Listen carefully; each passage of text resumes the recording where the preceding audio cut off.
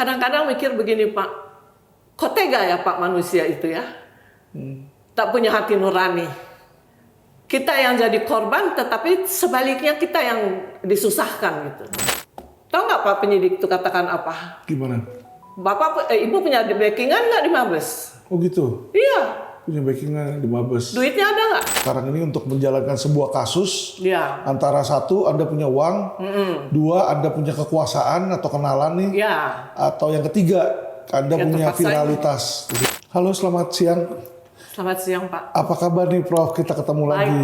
Puji Tuhan, terima kasih. Oke teman-teman, kembali hari ini saya Alvin Lim dengan Prof Ing. Kita mau minta update dari beliau mengenai kasus yang di Gogoman ya?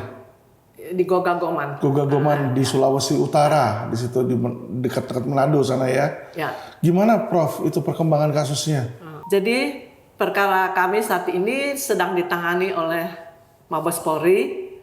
Ada 2 laporan ketiga dan keempat yang merupakan lanjutan dari Polda Sulut. Oke. Dipindahkan ke Mabes sejak tahun 2022 bulan September. Yang laporan ketiga, prosesnya sudah berjalan sampai sekarang ini sudah sampai gelar perkara penetapan tersangka pada tanggal 18 Januari 2024. Namun perlu kami katakan bahwa untuk mencapai gelar perkara 18 Januari 2024 ini pun perjuangan kami itu sangat sulit. Karena janjinya setelah kami di BAP, terlapor di BAP, penyidik sudah turun ke lapangan, 2 kali turun ke lapangan akhirnya. Itu untuk gelar perkara dijanjikan sejak bulan Juli tahun 2023. Tapi tidak pernah terlaksana dengan berbagai alasan, ditunda terus gelar perkaranya. Akhirnya bulan Desember juga kami datang lagi, masih tetap belum bisa. Terakhir 18 Januari tahun 2024 ini baru gelar perkara dilakukan untuk menetapkan tersangka. Sudah selesai, kami sebagai korban, sebagai pelapor ingin tahu dong Pak, siapa-siapa yang jadi terlapor gitu kan. Kami tidak mau buta maksudnya, tidak tahu apa-apa. Tetapi kami datang lagi, pertama alasannya dia sangat sibuk, penyidik sangat sibuk menyelesaikan hal yang lain, perkara yang lain. Minggu depannya lagi bikin appointment, datang lagi, ternyata kanitnya sedang umroh, jadi harus tunggu lagi 2 minggu. Karena menurut penyidik itu harus disetujui oleh kanit secara berjenjang sampai ke Dirtipidum. Nah, yang kami merasa kecewa karena untuk gelar perkara saja perlu waktu sekian lama, dari bulan Juli. Sampai tiap kali SP2HP gelar perkara, tapi baru terlaksana setelah 6 bulan. Nah, menurut kami ada tendensi ini mau dikemanain? Karena pengalaman kami di Polda Sulut sudah keterlaluan Pak. Ini yang menjadi tersangka ini, terlapor ini, ada orang tertentu yang mencoba dilepaskan di Polda Sulut. Seperti contoh surat penyidik ke Kompolnas, Irwasda ke kami, itu dijelaskan bahwa ada sertifikat terlapor sudah dibatalkan. Tetapi khusus nama Stella itu tidak punya tanah di situ. Tidak punya tanah. Jadi kan apa maksudnya? Berarti ada yang mau dilepaskan khusus Stella, dia tidak terlibat. Nah, tendensi ke arah itu di Mabes Polri juga kelihatan sekarang.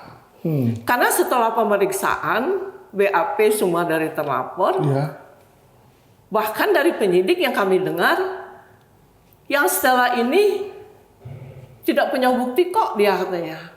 Dia cuma dapat warisan, dia tidak punya bukti Iya. bahwa dia terlibat di situ. Oke. Pemalsuan atau perampasan tanah.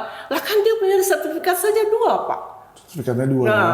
jadi mau kemana sebenarnya ini? Itu yang kami lihat apa alasannya perkara ditunda-tunda, apa maksudnya gitu kan? Apakah ada yang disembunyikan? Oke. Atau ada yang terkait dengan penetapan tersangkanya?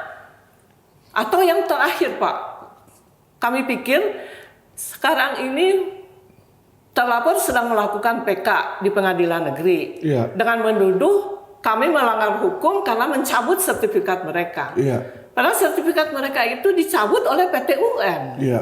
Nah, mereka menggunakan sertifikat induk mereka yang sudah tidak berlaku lagi. Padahal faktanya, Pak, di pidana ini pemalsuan itu sudah nyata dari mulai permohonan membuat sertifikat induk mereka sama turunannya itu jelas-jelas itu ada pemalsuan. Dari BAP Ketua RT, saya hadir pada waktu BAP karena itu saudara saya juga. Itu di situ dinyatakan permohonannya itu mereka memohonkan pembuatan sertifikat 2567 dan dijelaskan di situ bahwa asal tanah adalah tanah negara. Tanah negara. Padahal tanah situ adalah tanah adat. Oke. Jadi itu pengajuan aja permohonan itu sudah palsu. Sudah berbeda. Di Kota Mobagu tidak ada tanah adat. Oke. Jadi penentuan tanah negara itu bukan oleh panitia adjudikasi dari BPN, tetapi sudah dari pihak terlapor sendiri sudah berbohong. Oke. Karena tanah itu sudah ada sertifikat punya kami gitu. Baik. Nah, jadi apakah sengaja ini mau ditunda-tunda? Penentuan tersangkanya, keputusannya SP2HP-nya kepada kami sambil menunggu PK. Karena PK, saya cek kemarin Pak, sudah tanggal 2 Januari sudah masuk registrasinya. Berarti kan dalam waktu 1 bulan, 2 bulan ke depan sudah ada keputusan. Udah ada keputusan PK. Ya. Nah, disinilah letaknya Pak. Karena seperti di Manado, di Polda Sudut, pada waktu mereka menggugat kami di pengadilan negeri, itu diancam kalau mereka menang, kami akan digugat kembali pencemaran nama baik.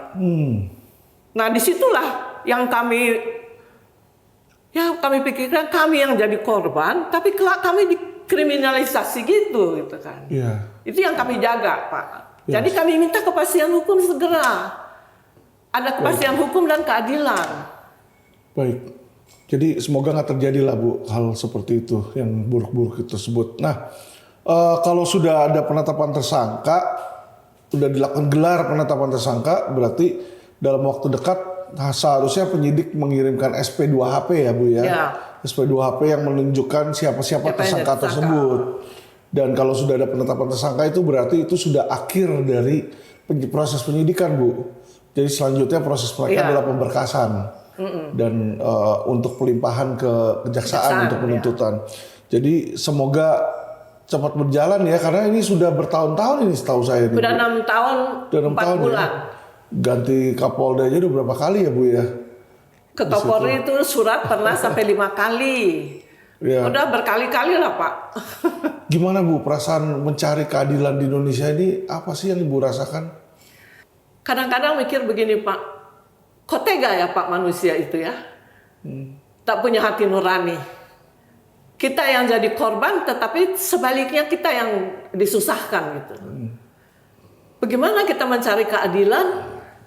Kita menghadapi penegak hukum, tapi kok kita menghadapi seperti orang-orang yang ya menurut kami cukup jahat loh Pak. Yang kami alami di Polda Sulut itu luar biasa Pak, terang-terangan Pak. Ya. Baik.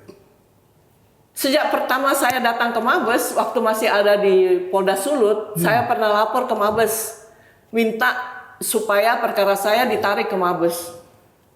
Tahu nggak Pak penyidik itu katakan apa? Gimana? Ibu punya backingan nggak di Mabes? Oh gitu? Iya. Punya backingan di Mabes. Duitnya ada nggak? Itu jelas-jelas ngomong begitu, Langsung makanya kita nggak berani ke Mabes Pak. Setelah ada LQ gitu ya? baru kita pindah ke Mabes. Langsung terus terang seperti itu ya? Ya, sampai begitu Pak, terus terang loh. Kalau enggak, Kami juga kaget. kalau nggak akan jalan itu ya Bu ya. Kalau menurut orang Polda sebelumnya. Iya, orang Polda sebelumnya. Bukan orang Polda Pak, di Mabes. Di Mabesnya. Kami itu kan mengadu ke Mabes, Iya. ke Irwasum, ke Propam, Iya. ke Kapolri. Pernah dari Kapolri, surat ke Kapolri turun. Langsung ke tim penyidik yang panggil saya waktu itu di Tipidum. Tipidum. Ketemu penyidik. Nah, ketemu penyidik, yang ditanya itu, Pak. Ibu kalau perkara mau ditarik di Mabes, harus punya backing. Iya. Uang berapa? Wah, hebat ya. Kita bingung, Pak. Makanya nggak berani kami waktu itu datang ke Mabes. Iya. Berarti itu yang harus kita punya, Yang Pak. harus dipunya. Kami belum mengerti kalau ada LQ. Baik, baik. Setelah kemudian dengan LQ baru perkara kami bisa pindah ke Mabes. Berarti sama aja dengan yang saya pernah bicara ya Bu ya. Sekarang ini untuk menjalankan sebuah kasus. Ya, Antara satu, Anda punya uang. Dua, Anda punya kekuasaan atau kenalan nih. ya, Atau yang ketiga, Anda Ya, punya tepat saja. viralitas di situ. Iya. Ya toh, kan Iya. ditanya punya uang nggak atau punya backingan. Backingan Iya. kan berarti kan kekuasaan kan. Di situ. Jadi kalau nggak ada itu, kalau Ibu lihat juga susah ya Bu ya untuk jalannya. Kalau susah. Justru bisa sewaktu-waktu justru kami yang dikriminalisasi, Pak. bisa berbalik arah malah Bisa ya. balik menyerang kami gitu. Serem ya. Iya, caranya begitu. Ya itu yang kami menuntut sekarang. Segeralah berikan kepastian hukum. Ada keadilan di situ. Kami ini sudah tua, sudah umur 80 tahun. Sehubungan dengan tanah, Ibu udah pernah kontak juga ke ATR BPN dan ke Menko Polhukam belum Bu? Sebelumnya?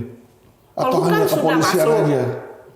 Ombudsman pernah masuk, Polhukam masuk, Kompolnas. Jadi begini, kami lapor ke Kompolnas. Iya. Waktu di Polda Sulut lapor ke Kompolnas, itu Kompolnas minta klarifikasi ke Polda Sulut. Iya. Polda Sulut jawabnya, penyidiknya jawabnya gini, memang benar sertifikat mereka sudah dicabut dengan PT UN. Iya. Tapi itu belum berkeputusan tetap. Oh, belum berkeputusan tetap. Sudah sampai PK PT UN. Udah dicabut sertifikatnya. Belum berkeputusan tetap. Dan Stella yang punya dua Iya. sertifikat tidak punya tanah di situ, jadi dia tidak sangkut. Oh, Itu kan kata-katanya yang aneh, yang nggak masuk akal. lucu logikanya. ya. Keputusan tetap kan 14 Jadi hari percuma setelah ini. waktu itu nggak lapor ke Kompolnas. Iya. Nah, setelah direktur kepala ketua Kompolnas yang baru sekarang, Iya. saya pernah lapor lagi ke Kompolnas. Oleh Kompolnas dari Pak siapa teh? Itu direkomendasikan, diberi surat rekomendasi supaya perkara kami ditangani oleh Satgas Mafia Tanah. Satgas Mafia Tanah. Oke. Kami sudah ketemu dengan tim Satgas Mafia Tanah. Oke. Tetapi menurut mereka harus ada izin dulu dari kabaknya. Kabak. Ya, dari kabak mereka harus ada izin. Ini ditangani Satgas Mafia Tanah atau tim penyidik biasa. Oke. Nah, begitu dikasih surat rekomendasi dari Kompolnas ke kabak, kabak nolak. Tim biasa saja. Oke. Jadi tidak bisa ditangani oleh Satgas Mafia, Mafia Tanah. Tanah. Jadi dianggap bukan mafia tanah. Bukan lah mafia sama tanah. Mereka ya. Iya. Terus kalau ke Menko Polhukam ada tanggapan dari mereka? Pernah Pak, itu ada yang kan di Polhukam itu juga ada Staf ahlinya. tim Satgas Mafia Tanah kan. Iya. Nah, Iya, ada Satgas Mafia Tanah Ya. juga. Terus nggak jalan Pak. gak jalan juga Nggak ya. jalan juga. Soalnya mereka kan gembar-gembor katanya banyak membantu masyarakat. Nah, Iya. saya berpikir apakah masyarakat sudah tahu dan sudah minta tolong atau memang mereka nggak tahu dan nggak pernah minta tolong gitu loh. Ya nggak jalan lah Pak. Nggak ada komentar. Ibu udah minta tolong tapi nggak ada balasan gitu kan? Ya. Saya sampai bikin video dengan FKMTI di depan Kompolnas, di depan Polhukam. Di depan Menko Polhukam situ. Iya, ada videonya untuk bersama dengan forum korban mafia Korban tanah. Mafia Tanah Iya. situ. I see. Sulit ya Bu ya kelihatannya Sulit. mencari keadilan di Indonesia ini ya. Ada perbaikan dikit nggak sih di zaman ini mungkin berapa tahun ke belakang ini? Atau memang makin parah atau sama aja? Kalau yang Ibu lihat Masih belum, Pak. Masih sama aja kok yang kami sama aja ya, alami. belum ada perbaikan ya. Iya, gejalanya atau apa gimana ya? Mirip-mirip juga dengan kemarin di Polda Sulut. Mirip-mirip masih ya. Padahal ini kan Mabes itu Mabes kan ya, pusat, paling Pak. paling tinggi. Paling tinggi. Mestinya kan lebih berkualitas lah. Baik. Oke, jika ada yang Ibu ingin sampaikan, Prof ingin sampaikan kepada Bapak Kapolri, silakan kalau bicara Baik. nanti. Jadi kami minta, kami yang sudah tua sekarang ini, Pak, kami mohon kepada Bapak Kapolri, tolong bantu kami supaya perkara kami ini segera mendapatkan kepastian hukum. Gelar perkara ini juga dilakukan setelah kami membuat konvers demo di depan Kabarreskrim. Baru itu ada gelar perkara. Setelah gelar perkara, mandek lagi. Apa maksudnya tiap kali langkah mandek, tiap kali langkah mandek. Iya. Jadi kami mohon Pak Kapolri, tolong bantu kami supaya segera ada kepastian hukum untuk perkara kami ini. Selain Pak Kapolri, tidak ada yang bisa bantu. Satu-satunya Pak Kapolri. Kami sudah minta nasihat beberapa kenalan kami sebagai pejabat kepolisian. Mereka hanya mengatakan hanya Pak Kapolri yang bisa menuntaskan perkara ini. Kalau dilihat selain dari Pak Kapolri tidak bisa lagi. Itu yang kami dapatkan. Jadi kami berharap sangat mohon kepada Bapak Kapolri, tolong bantu kami, beri kepastian hukum segera. Terima kasih Pak. Baik, makasih Prof Ing. Bapak Kapolri, sekian. Terima kasih. Ini salah satu pesan dari masyarakat yang adalah masyarakat yang menjadi rakyat dari negara Indonesia ini. Masyarakat-masyarakat, teman-teman sebangsa dan setanah air, bantu terus acara kami di Quotient TV karena kami selalu menampilkan kasus-kasus real, masyarakat-masyarakat real yang aktual memang membutuhkan pertolongan dari para pejabat dan mereka sudah frustasi nggak tahu harus kemana sehingga mereka ke Quotient TV dan meminta agar suara mereka bisa diserukan di situ untuk supaya didengar oleh pejabat terkait ya Bu ya di situ. Dan dalam hal ini tidak ada paksaan atau tidak ada ancaman dari pihak LQ sama sekali kan Bu. Di sini memang keinginan Ibu untuk bersuara agar dibantu ya Bu ya. Tujuan dari video minta bantuan dari pejabat yang ada ya, menceritakan keluh kesah. Jadi tolong dibantu, tidak ada niat kami untuk mencemarkan atau menjelekkan siapapun. Tujuannya adalah supaya kasus yang dialami oleh Prof Ing ini mendapatkan kepastian hukum. Jadi tolong itu hasil gelar perkara kepada penyidik Dirtipidum agar segera diberikan kepada Prof Ing sehingga Prof Ing bisa tahu ya sampai di mana hasil gelar perkara tersangka tersebut. Oke, sekian, salam cerdas hukum.